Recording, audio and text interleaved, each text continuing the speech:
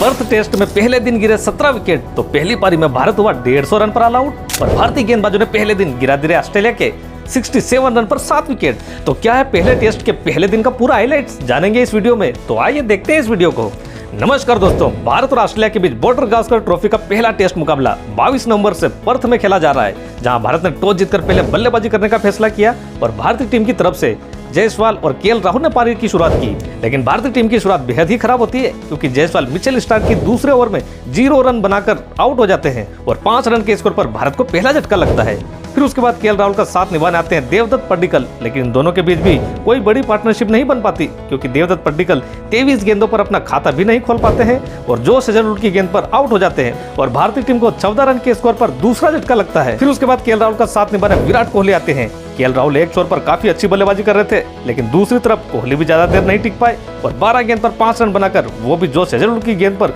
Catch out हो गए और 32 रन के स्कोर पर भारत को तीसरा झटका लगता है। फिर केएल राहुल का साथ निभाने ऋषभ पंत आते हैं और इन दोनों बल्लेबाजों के बीच अच्छी पार्टनरशिप चल रही थी, लेकिन तभी केएल राहुल मिचेल स्टार्क की गेंद पर आउट हो जाते हैं और केएल राहुल ने 26 रन की पारी खेली और 47 रन के स्कोर पर भारत को चौथा झटका लगता है। फिर उसके बाद पंत का साथ निभाने ध्रुव जुरैल आते हैं और ये दोनों बल्लेबाज लंच तक अच्छी बल्लेबाजी करके भारतीय टीम को 50 रनों के पार पहुंचाते हैं और लंच तक भारत का स्कोर 51 रन पर 4 विकेट था। पंत एक तरफ अच्छी बल्लेबाजी कर रहे थे, लेकिन लंच ब्रेक के बाद आते ही ध्रुव जुरैल 20 गेंदों पर 11 रन बनाकर मिचेल मार्श का शिकार हो जाते हैं और 59 रन के स्कोर पर भारत को 5वां झटका लगता है। फिर इसके बाद ऋषभ पंत का साथ निभाने वाशिंगटन सुंदर आते हैं, लेकिन दोनों के बीच भी ज्यादा देर पार्टनरशिप नहीं बन पाती, क्योंकि वाशिंगटन सुंदर 4 रन बनाकर मिचेल मार्श का शिकार हो जाते हैं और 73 रन के स्कोर पर भारत को 6वां झटका लगता है। अब लग रहा था कि भारतीय टीम 100 रनों के अंदर ही सिमट जाएगी, लेकिन तभी ऋषभ पंत का साथ निभाने नीतीश रेड्डी आते हैं और इन दोनों बल्लेबाजों ने शानदार बल्लेबाजी करके भारतीय टीम को 100 रनों के पार पहुंचाया। नीतीश रेड्डी शानदार बल्लेबाजी कर रहे थे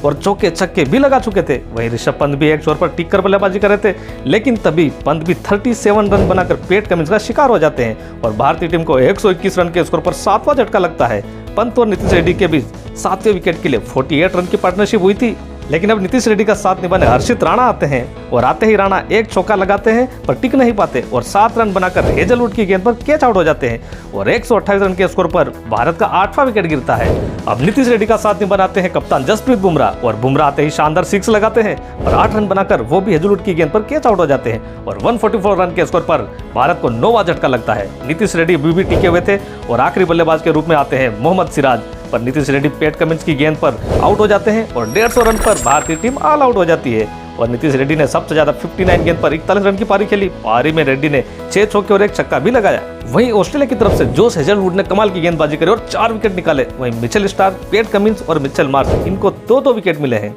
वहीं आप बात करते हैं ऑस्ट्रेलिया की पहली पारी की, तो दिन के तीसरे सेशन में ऑस्ट्रेलिया की टीम बल्लेबाजी करने आती है। ऑस्ट्रेलिया की ओर से उस्मान ख्वाजा और डेब्यूटेंट नाथन मैक्सवेनी पारी की शुरुआत करते हैं, लेकिन जसप्रीत बुमराह अपने दूसरे ही ओवर में नाथन मैक्सवेनी को 10 रन के स्कोर पर आउट करके ऑस्ट्रेलिया को 14 रन के स्कोर पर पहला झटका देते हैं। फिर उसके बाद उस्मान ख्वाजा का साथ निभाने लाबुशेन आते हैं, लेकिन दूसरी ही गेंद पर कैच आउट से लाबुशेन बच जाते हैं। फिर भी इनकी पार्टनरशिप ज्यादा देर नहीं चल पाती है, लेकिन बुमराह ने ख्वाजा को भी 8 रन के स्कोर पर कैच आउट कर प्लेन भेज दिया और ऑस्ट्रेलिया ने 19 रन के स्कोर पर दूसरा विकेट खोया। फिर लाबुशेन का साथ निभाने स्टीवन स्मिथ आते हैं, पर आते ही पहली गेंद पर ही बुमराह स्टीवन स्मिथ को एलबीडब्ल्यू कर देते हैं और 19 रन के स्कोर पर ही लगातार तीसरा विकेट गिर जाता है। फिर उसके बाद ट्रेविस हेड आते हैं और लाबुशेन के साथ शानदार पार्टनरशिप बनाते हैं। ट्रेविस हेड 2 चौके लगा चुके थे। डेब्यूटेंट हर्षित राणा की गेंद पर ट्रेविस हेड 11 रन बनाकर बोल्ड हो जाते हैं और 31 रन के स्कोर पर ऑस्ट्रेलिया को चौथा झटका लगता है। इसके बाद लाबुशेन का साथ निभाने मिचेल मार्श आते हैं, लेकिन इन दोनों की जोड़ी भी क्रीज पर ज्यादा देर नहीं टिक पाई और सिराज ने मिचेल मार्श को 6 रन पर कैच आउट करा दिया। आज ऑस्ट्रेलिया ने